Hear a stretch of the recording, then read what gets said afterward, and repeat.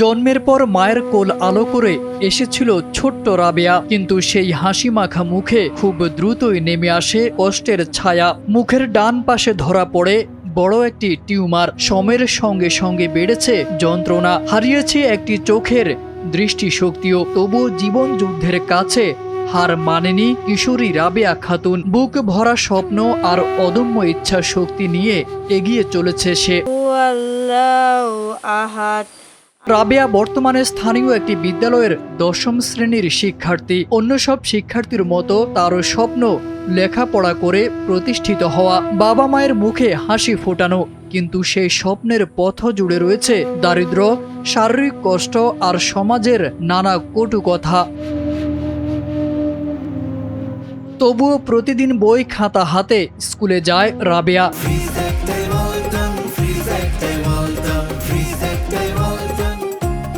কখনো পড়াশোনা ছেড়ে দেওয়ার কথাও ভাবিনি। তার বিশ্বাস শিক্ষাই একদিন বদলে দেবে তার পুরো জীবন। রাবেয়া বলেন, অনেকেই আমাকে দেখে নানা কথা বলে, কিন্তু আমি ভেঙে পড়িনি। ওই যখন এই যে মানুষ আমাকে বললে আমার অনেক খারাপ লাগে, মনটা খারাপ হয়ে যায়।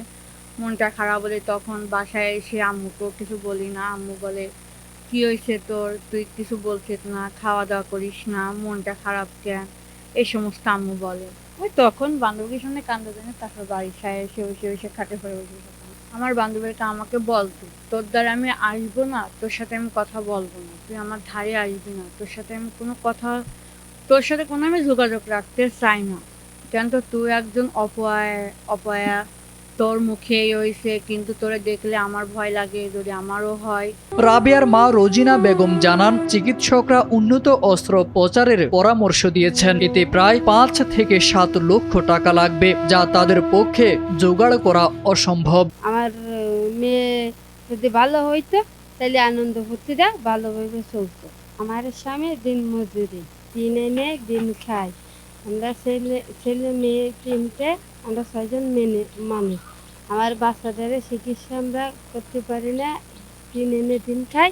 রাবেয়ার বাবা আব্দুল মালেক মাতব্বর একজন দিনমজুর। অভাব অনটনের সংসারে জন্মের কিছুদিন পর থেকেই মেয়ের চিকিৎসার চেষ্টা করেছেন তিনি, কিন্তু টাকার অভাবে বড় কোনো চিকিৎসা করাতে পারেননি। আমার এই মেয়েটা জন্ম থেকেই একটু তাকে দেখাইছি, ছোট থাকতেই ডাক্তার দেখাইছি, তার বলিল ইন্ডিয়া নিয়ে যেতে, তা আমরা যেতে পারিনি। টাকা লাগবে অনেক, ৫ থেকে ৭ লাখ টাকা লাগবে, সেভাবে আমরা যেতে পারিনি। এখন চেষ্টা করতেছি, আমাদের দেশের লোকে যদি আমাদের কোনো সাহায্য করে তাহলে সেভাবে আমি আমার মেয়েটাকে নিয়ে ইন্ডিয়ায় যাওয়ার একটা পরিকল্পনা নিয়েছি। তা খুব গরিব মানুষ।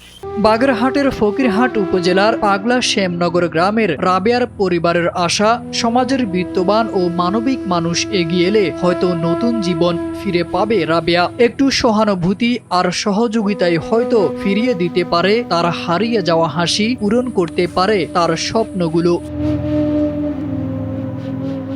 তারেক আজিজ খান, NPB।